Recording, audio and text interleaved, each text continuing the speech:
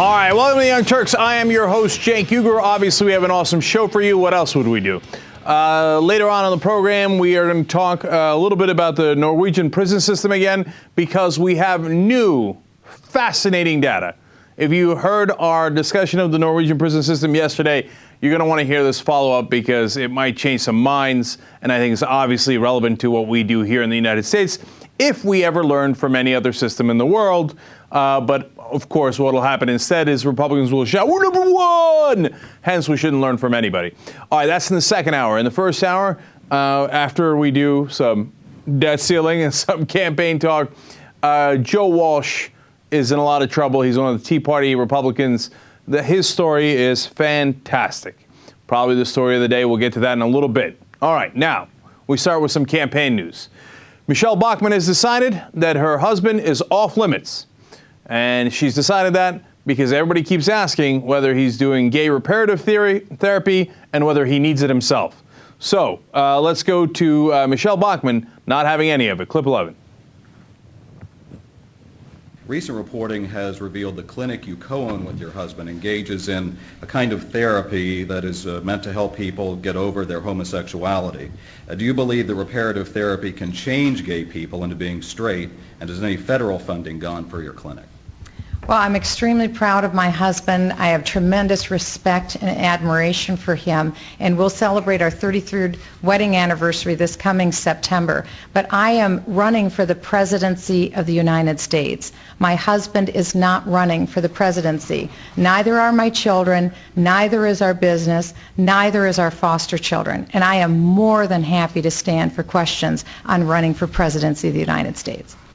Well, that is a question for a great number of reasons. First of all, you have said that it is your obligation to your religion, which you hold above all others, that you follow whatever your husband says. In fact, she said that she got into a certain line of work, being a lawyer for the IRS, because her husband ordered her to, okay, and that she had to follow his orders, being a good biblical wife. So if you're president of the United States, what your husband orders you to do is apparently incredibly relevant. Second of all, I'm enjoying the irony of these Republicans saying, leave my private life and my spouse out of this. You remember during the 2008 elections, they're like, oh, Michelle Obama, militant black woman. What is she going to do in the White House? How does she influence Barack Obama? And that is incredibly relevant. Our spouses, no, don't touch him, don't touch him, don't touch him. Third of all, you take a tremendous amount of money for your family through that clinic, which is government money. It's funny how you were against government money until it came into your pocket. So should we ask questions about that? Of course, it's directly related to your philosophy, your politics, and everything else you can imagine. Her family farm took in over $250,000 in federal farm subsidies. When are you going to give that back, Michelle Bachmann? So when it's inconvenient, she says, don't ask me about my gay husband. She didn't quite put it that way. Gee, I wonder why she doesn't want to talk about her husband. By the way, one of the reasons that I make that snide comment is because we've shown you the clip here on the Young Turks where he talked about not only calling gays barbarians, but earlier in that radio interview, Marcus Bachmann said, well, of course, when you're younger, you have, desires about the other sex. And he agreed with the host of the program saying that sometimes people experiment, but that they shouldn't be barbarians. They should be civilized into not having those kind of thoughts. Gee, I wonder what's going through Marcus Bachmann's head. All right, now Michelle Bachmann is going to chide us one more time. So just to be clear then, you don't believe that your personal finances are something that should be questioned by the American people? I am running for the presidency of the United States, and I have no doubt that every jot and tittle of my life will be fully looked at and inspected prior to November 2012. You got to give her credit, man. She gives us something new every day. All right, look, I didn't mean to look at your jot and tittles, okay? Although, all right. Hey, look, I don't care about your jot and tittles. I do care if you're taking federal money and you claim to be against federal money. I do care if you say you're going to follow the orders of your husband and then you say I can't find out anything about your husband. I do care if you go against gay rights your whole life and career, and it might turn out that your husband has at least some proclivities that he's been wrestling with in his own mind for a long, long time. So, and again, if he had those proclivities, and who knows, look, people aren't just gay or straight, they're bisexual, and they got 5 kids. So obviously he's at least bisexual in some ways. So if he's wrestling with that, it's none of our business until he makes it our business by saying he's going to repair people who are gay, and his wife actually takes action in terms of trying to stop all gay rights in the country, whether it's gay marriage, whether it's gays in the military, etc. You've made it our business. You've gotten into our private lives, and now when you're running for president, you say we shouldn't get into your jot and tittles. Yeah, that's not how it works. All right, so that's Michelle Bachmann. Now, more campaign news. Herman Cain has come out and apologized to Muslims. I'm not going to spend a lot of time on this because Herman Cain is not only a joke, but he's also done. He's slid into irrelevancy. For a little while there in the beginning, he peaked. He came in kind of third on a bunch of polls. Let's be fair to him. It wasn't kind of third. He came in third on many polls. Now, and I could be wrong. Maybe he's not done. Maybe he's going to continue to peak. My guess is he's sliding away. One of the ways that he got up there was by being hateful and saying things that are against Muslims, Mormons, etc. Well, he must have gotten some polling saying that's not working out because all of a sudden he went and met with a bunch of imams and came out and apologized about the comments that he had made about Islam. There's no way he's going to do that as part of a personal awakening in the middle of a presidential campaign unless advisors handed him a poll saying, hey, you know what? The American people don't like bigots. And when you spoke out against Mormons, Muslims, etc., yes, you gained some popularity and got to like 9% among Republicans, but that ain't going to do it. And so he comes out and says, well, I stand by my opposition to the inference of Sharia law into the American legal system, which, by the way, of course, does not exist. There is no imposition. It's a total made-up fantasy. He says, quote, I remain humble and contrite for any statements I have made that might have caused offense to Muslim Americans and their friends. I am truly sorry for any comments that have betrayed my commitment to the U.S. Constitution and the freedom of religion guaranteed by it. And then he goes on to say that, you know, it turns out when I met with these group of Muslims, they're just like us. They're just like regular Americans. You don't say. Huh? Who'd have guessed it? And he says that he might even go back and speak to the mosque, and he's been invited back. Look, largely, I'm confident that it's largely done out of politics. At the same time, Herman Cain is unintelligent enough that there's some chance that when he met with actual Muslims, it occurred to him for the first time that they are regular human beings and regular United States citizens, just like everybody else. Since, you know, we've discussed this in the past, I don't think he knew any Muslims, so it was easy to demonize them. And once he sees them in person, he's like, oh, really? You like the Dallas Cowboys? I like the Dallas Cowboys. Oh, my God, you like pizza? I like pizza. Oh, my God, they're human beings. Who knew that? Okay, I'm sorry. At best, he's an idiot. All right, moving on to speaking of idiots, we move on to Newt Gingrich, the genius of the Republican Party. Remember, when the whole race began, the whole thing was, well, you know, Newt Gingrich, we're not sure if he's likable or not, but he is definitely the smartest Republican. If that's the smartest guy they got, they're in a lot of trouble. Now, we told you yesterday about the Tiffany's problems. Today, a small problem, but it's just fun. Turns out his line of campaign goods are made in, what is it, El Salvador? El Salvador. We got a clip on that? All right, let's watch. Sure. A lot of what you're talking about is about taking America back to America. We asked for T-shirts to be sent to us, and they were made in America. I just picked up that one, and it's made in El Salvador. Oops. Yeah, it's printed here. What? It's printed here in Atlanta. Okay. And it was a big thing when we talked to your campaign people about how you wanted things to be made in America. Do you have plans to change things? I have no. I have to ask the folks who ordered this. I didn't order it, and I don't do it. Huh? That was a rush order that someone volunteered to get. Okay. Yeah. And one of the challenges with the volunteer campaign is lots of volunteers do lots of different things. Oops. Come on, that's just fun. I don't think it's a big issue at all, but I love that look on his face, like, when they first got him, and then he felt so awkward about that he was kept holding the shirt, but he didn't know whether to put it down or not. And then, volunteers. By the way, he's right. There are a lot of volunteers in his campaign because all the people who were getting paid quit. You remember they all left in mass, 16 of them. So that's why he's left holding the shirt, if you will.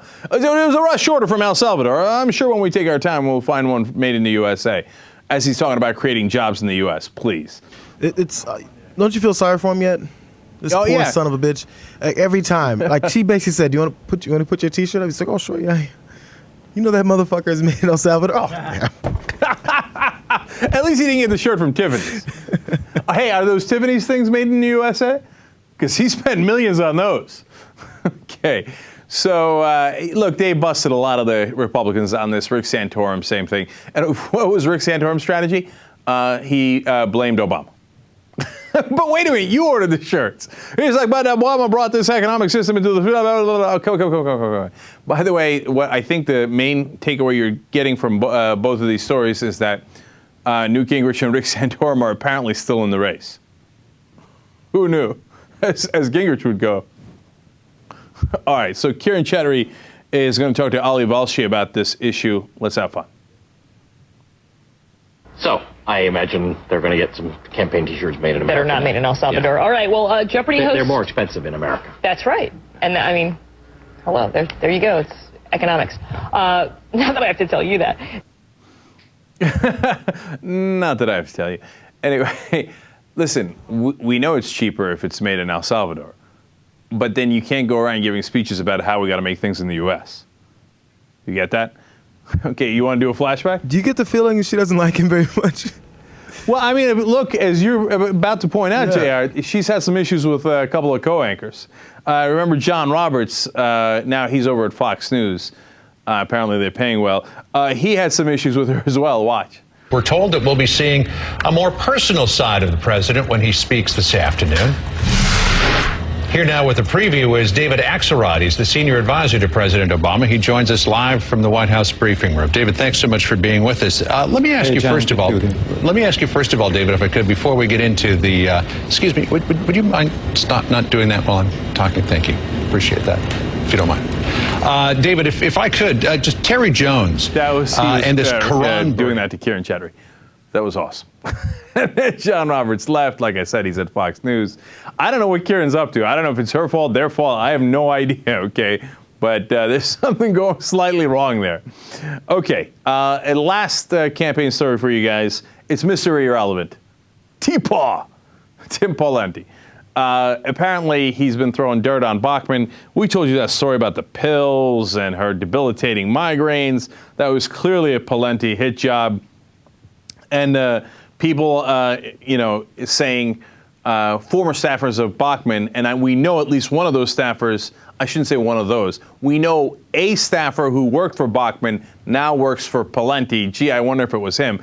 Anyway, said, oh, she takes a lot of pills, and I'm not talking about Advil, I'm talking about serious pills, right? So some radio hosts challenged Pawlenty about it, and they lost their tits and jostles or whatever that was, shots and tittles over it. And he said, how dare you ask this? You should have confirmation of this, and you don't have enough evidence, and smoking gun confirmation. We're so mad. Okay, that story could go on forever. Who cares? Pawlenty is the worst candidate, certainly in this race. It's just the only thing that Pawlenty stories do is amuse me. All right, listen, here's what I'm going to do. I'm going to take a quick break. We're going to come back with some, debt ceiling. I'm just trying to give you the relevant stuff and the fun stuff. That's it, okay? Not going to get into the minutia, which is irrelevant anyway, because none of that stuff's going to pass. Okay, furthermore, you don't want to miss a story on Congressman Walsh. That's a killer. That's coming up. All right, back on the Young Turks. Let's see how it sounds now. Anna. I think it sounds a little better, right? All right. Okay. We move forward. Okay, you see that? How quickly we resolved that? Our crack staff. Okay, yes. The ACLU published this article that has to do with the school-to-prison pipeline. And what that basically is a trend that we're seeing in the United States with more and more juveniles being incarcerated or more and more juveniles being put into juvenile detention centers. Mm-hmm. So why is that? It's because of zero-tolerance policies. It's because of, tough-on-crime policies that we're seeing throughout the country. There are more and more states that are willing to try teenagers as adults. They're passing stricter regulations. So the ACLU gives anecdotal evidence of this, and they profile the story of Tyel Morton, who's from Indiana. And while he was a senior in high school in Indiana, he wanted to play a student prank, so he took a blow-up doll and he put it in a bathroom stall in the school's bathroom. Outrageous. I hope he serves a very severe prison sentence for that. Well, he faces 8 years in prison for it. Oh, come on, man. I can't even joke around about that. Jesus, a blow-up doll? Blow-up doll. Here's what he should face. Detention. Okay, like one day after school, you got to stay an extra period. Oh, blow-up doll. Ooh, 8 years in prison? What kind of mental system have we set up? And let me give you the full story. The school is arguing that, he should be prosecuted because they had to call a bomb squad. They thought that there was a mysterious package in the men's bathroom or the boys' bathroom, and they called in the bomb squad to investigate. Okay, well, so maybe they should serve the 8 years in prison for being dumbasses. It's a blow-up doll, okay? It doesn't mean it's going to blow up. Can't you, before you call the bomb squad, can you go and see what it is first? Oh, it's a mysterious package. Okay, well, take a look. Right. I mean, all right. Anyway, yes, okay.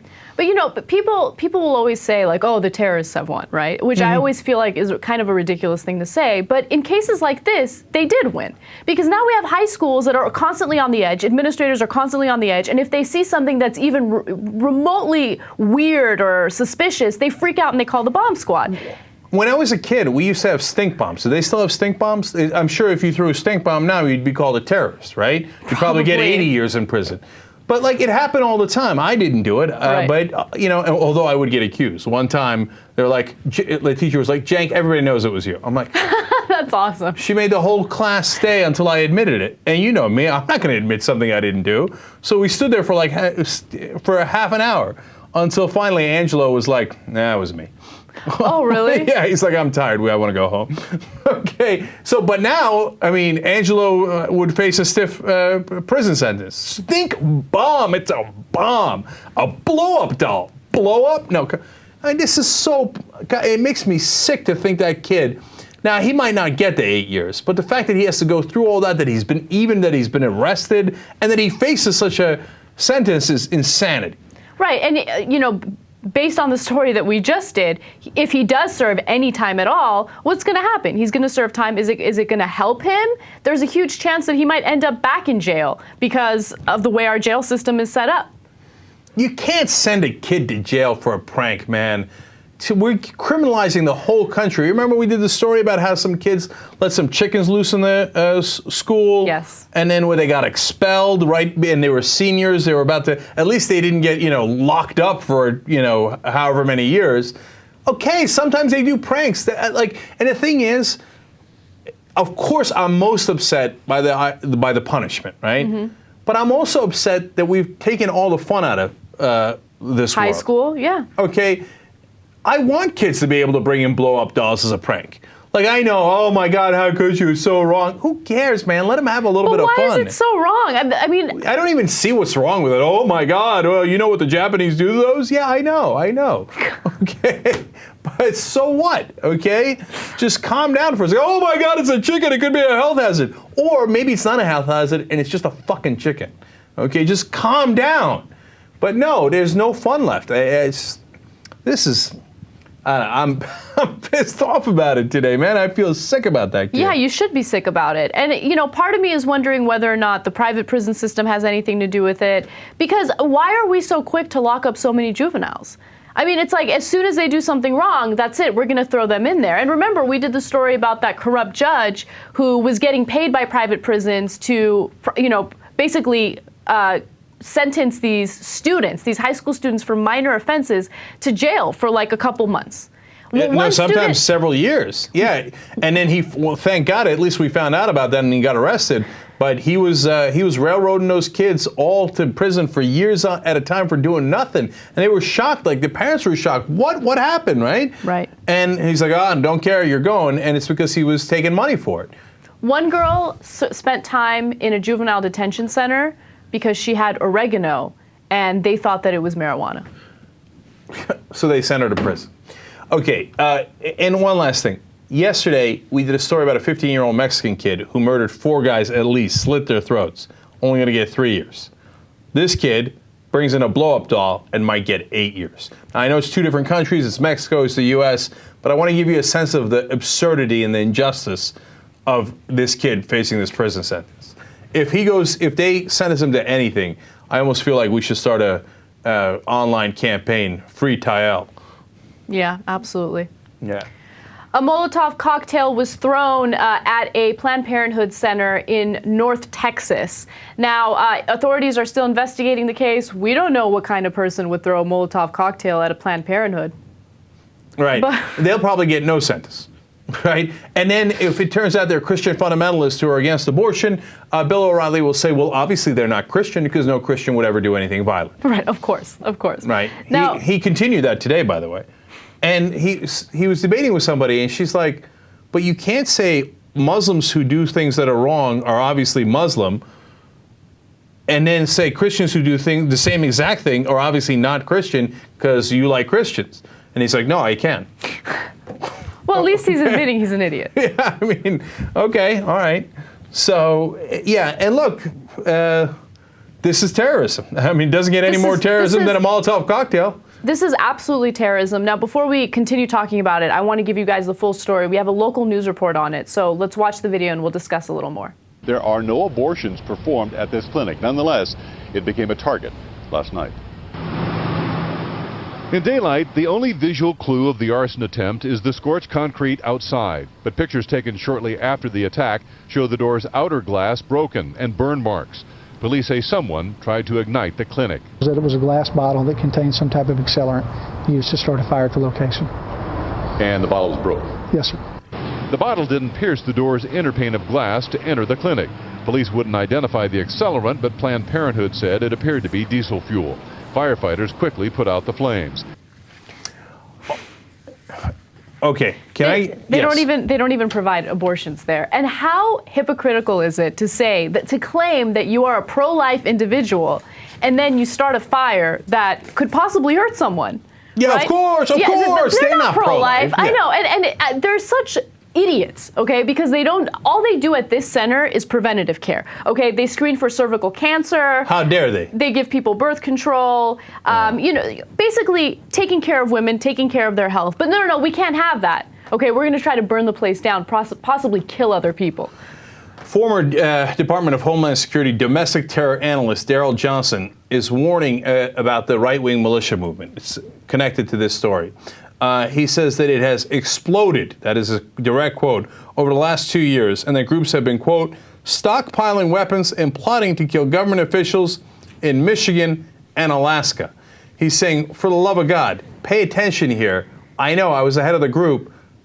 This is a very dangerous movement. In fact, their numbers have quadrupled, according to the Southern Poverty Law Center. We had 149 militia groups back in 2008. We now have 824. The quadrupling number came from Anti-Defamation League. The Southern Poverty Law Center numbers I just gave you, obviously, is even higher than that, right? They have absolutely exploded. So what has the Department of Homeland Security done instead of focusing on it? They have shifted focus and taken the department down from 7 people to just 1. And that person is characterized as, quote, an inexperienced analyst and a lone contractor. I'm really glad that we have this situation under control. I feel real safe. In comparison, there are at least 25 analysts devoted to tracking Islamic terrorism. Okay? Now, as we've shown you in the past, when you look at the different acts of terrorism within the United States, domestic terrorism is actually a bigger threat and a greater number of crimes. But apparently there's 1 inexperienced guy tracking that, 25 tracking Muslim terrorists. By the way, I don't know if you guys know this. This is the Obama administration. It's not like it's the Bush administration doing this. It's the Obama administration continuing. Here's another example that the guy who was running the department, basically running the domestic terrorism department, says, quote, there were more firearms possessed by the right-wing extremist group, the Hutari militia, than by all 200 Muslim extremists arrested in the U.S. since 9/11. that one militia had more weapons than all of the Muslim terrorists arrested since 9/11. Okay, you're not allowed to criticize that. They have the right to bear arms, and there shouldn't be any regulations in place to prevent them from bearing arms. It's funny you say that, because Daryl Johnson was the person who instigated that report warning about right-wing militia groups that got so much political pressure early on in the Obama administration. And they said, oh, well, we will reanalyze that report and then resubmit it. And guess what? Shockingly enough, the Obama administration has not resubmitted that report. They just buried it. And Daryl Johnson says here, and then this is a story that is coming out of Huffington Post, Marcus Barham wrote about it. He says, I don't understand. I'm a Republican. He's like, I'm not trying to be anti-conservative. Look at the numbers. He's like, they have a tremendous amount of weapons. Their militia groups have exploded, and they're committing crimes all the time. Why are we not tracking this when we're the Department of Homeland Security? Why are we buckling to political pressure? Well, that's because the president is Barack Obama. Okay, to give you a sense, here's another expert explaining just what's happened in the last month. Quote, In just the last month, there was a police shootout with a sovereign citizen in Texas, the trial of a heavily armed militia in Alaska, which was allegedly targeting judges and state troopers, a sovereign citizen on trial in New York, and the death row sentencing of white supremacist Richard Poplawski, who killed 3 cops. None of these were major stories. If they had been Islamists, that would have been a big headline. Of course. Are you kidding me? If all those stories, trying to kill state troopers, judges, killing 3 cops, all that, if that happened around the country and they were Muslims, well, we already have hearings on Muslim extremism that tar and feather the whole community, and they didn't even do that. If they had done that right now, Fox News would be blaring, the Intifada has come to the United States. The Muslims are here. The Sharia law is here. By the way, they pretty much do that. Regardless. Right, and how much do they cover this? 0. So there is a real threat here, and unfortunately, because of political pressure, we are not covering it. And, you know, look, the other angle to this is the last one we were mentioning there, which is that, unfortunately, it's another case of President Obama say, oh, well, you know, the Republicans criticized me on it, so I guess I'll one-up them in how incompetent I'll be in this, right? I mean, at least Bush had 7 guys checking domestic terrorism, and domestic terrorism wasn't even as bad under Bush. That's amazing. That's amazing to me. That Bush was better at tackling this issue than Barack Obama. They were worried about the Black Panthers. But the part... There was 2 guys standing by a voting booth in Philadelphia. Oh, okay. Wearing camouflage. Wait. Okay, all right. Shit, and they looked menacing. Well, they were black. They looked straight out of it. I'm not even going to talk about it. If you notice from that, going back just the little piece of that Planned Parenthood video, it was like a strip mall. There's the rest of the news report spoke to the owner of the cleaners next door and the little not a grocery store, but a little market next to him. That if you're setting fire to a building, everybody goes up. You know, and yeah, it was the middle of the night, 11 o'clock at night, I think it was when it was set. But you're not just targeting Planned Parenthood, who isn't doing anything wrong. You're targeting everybody. These people don't think about what's going on. They're destroying everybody else. Yeah, that's because they're terrorists, and they're idiots. But they're pro-life. Just keep that in mind. Yeah. The pro-life guys, well, but we haven't caught them. Who knows? It could have been Muslim terrorists targeting Planned Parenthood. You know, Fox News is likely to say that. You know, you don't know. You don't know. We shouldn't speculate. And if it turns out it's a Christian terrorist, they'll be like, nope, doesn't count. Not a Christian. A Christian wouldn't do that. Because Christians are awesome. All right, anyway, yeah, Jared, that's because they're people who would call themselves pro-life and who would at least consider killing people. You think they're concerned about the cleaner next door? They don't give a damn about the cleaner next door. If you ask them, they'll probably say like, he's probably Korean anyway. What difference does it make? Ugh. Okay, now that's speculation. Yeah, but yeah, wait. Okay. Oh, it's also speculation that the guy's Korean. But. True. I'm sorry. I don't want to drag this out any further, but I think from seeing it, I think he was Middle Eastern. Oh, really? Well, of course. Okay. By the way, you know, dry cleaners get called Koreans, but they're not Koreans very often. Yeah, I don't think I've ever gone to a Korean dry cleaner. Maybe that was like old school. Maybe that was like the 70s or something. I see a lot of Armenians. I see a lot of Persians. Well, it's because we live in L.A. It's Right. place is littered with Armenians and Persians. It is. Questionable use of words. I wouldn't say littered, okay? I did that. Littered with Armenians and Persians. I'm totally playing bus nuts. My dry cleaner before I moved was a Persian guy. Looked just like my dad. Really? Yeah, he spoke like my dad too. He's like, "This is crazy. They raised my rent." I was like, "I know, Dad. I know."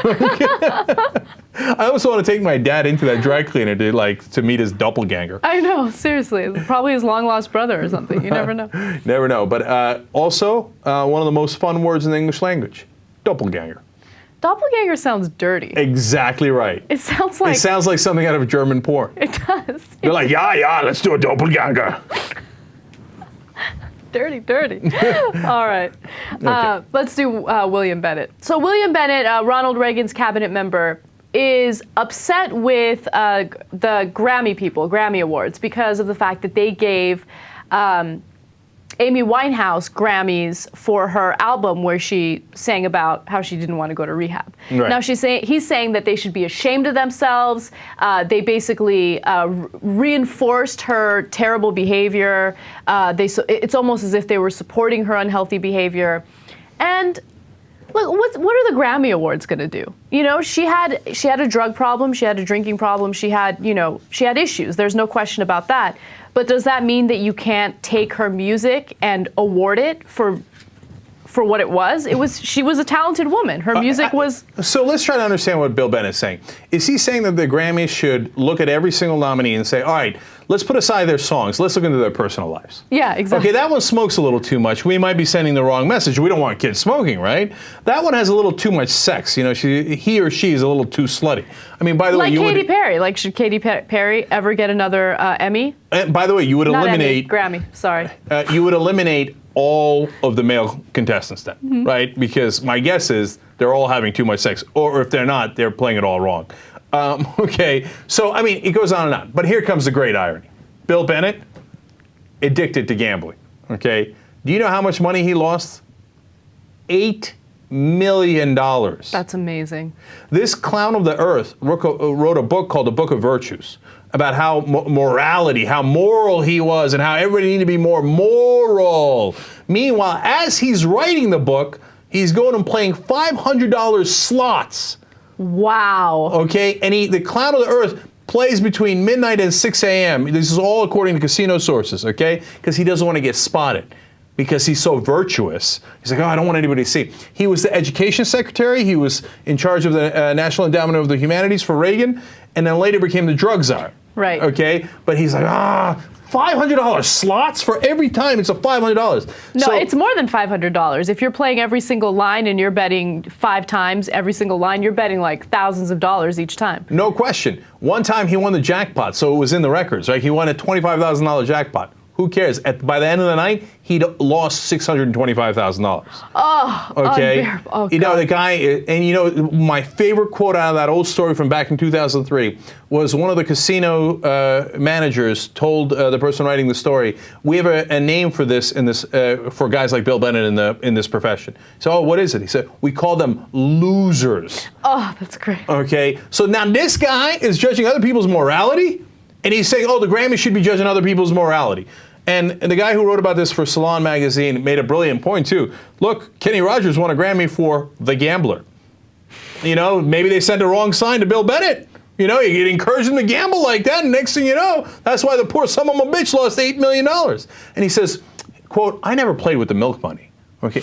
Like, in other words, my family's not destitute yet. We haven't gotten bankrupt. I only lost $8 million. And you want to talk about virtues? I mean, what could you have done for your kids with that $8 million?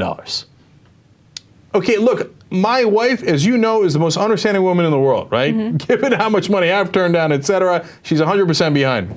If I lost $8 million gambling that could have gone to our family, gone to our kids' education, etc., my head would be on a platter, and rightfully so. Yeah. Okay? The guy wrote a book called The Book of Virtues, and shamelessly now writes editorials judging other people's lifestyles and saying the Grammys should have been more judgmental and it was their fault for only judging the music and not her lifestyle.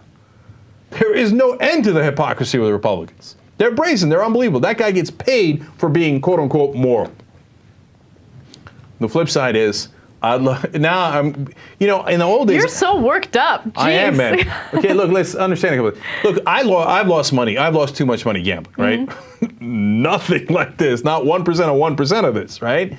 But when I lost a little too much, I felt sick in my stomach. You feel really dirty and, you know, sick to your stomach. You feel bad about yourself. I remember one night I was in like fetal position, rocking back and forth, like on the bed, like, oh, I've lost too much. It was like I lost $1,000, and I was like, whoa, my God, what have I done? What have I done, right? So this guy loses $8 million, doesn't blink. He's like, all right, next, hold on, I'll be right back in the sluts. I got to write the next chapter in the Book of Virtues. That's the advantage that Republicans have, that they have no conscience. Right. You know, it's a huge advantage for them.